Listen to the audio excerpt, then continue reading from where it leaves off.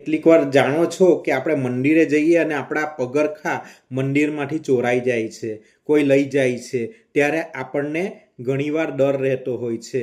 તો આ રીતે આપણે દુઃખનું સમાધાન કરવા માટે મંદિર જઈએ છીએ અને અચાનક જ આપણને પગરખા ચોરાવાનો ડર રહે છે, પરંતુ મંદિરની અંદર જઈએ ત્યારે આપણને શાંતિનો અનુભવ થાય છે. તો આ જ એક કિસ્સો છે. એક મહિલા ખૂબ જ દુઃખી થઈને દુઃખી હતી અને દુઃખની મારી તે ભગવાનના મંદિરે દર્શન કરવા ગઈ અને ભગવાનને પોતાની જે ઘટના હતી, દર્દભરી ઘટના ભગવાનને સંભળાવી અને જ્યારે બહાર નીકળી ત્યારે તેણે જોયું કે તેના પગરખા પણ ગાયબ થઈ ગયા છે. અને એણે નિશાસો નાખ્યો કે ભગવાન, તમે મારી સાથે જ આટલો બધું દુઃખ આપો છો.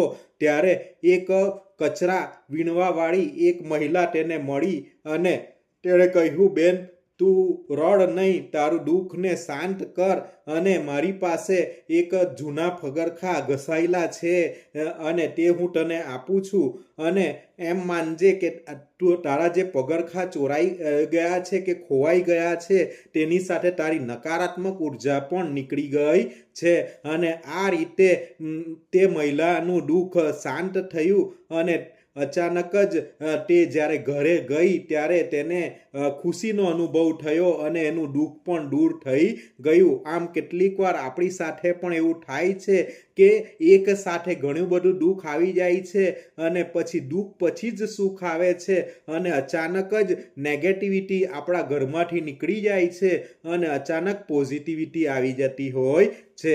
તો આ રીતે આપણે કોઈ પણ દુઃખમાં ધીરજ ધરવાની ક્ષમતા રાખવી જોઈએ. આમ નેગેટિવિટી હોય ત્યાં જ પોઝિટિવિટી આવે છે.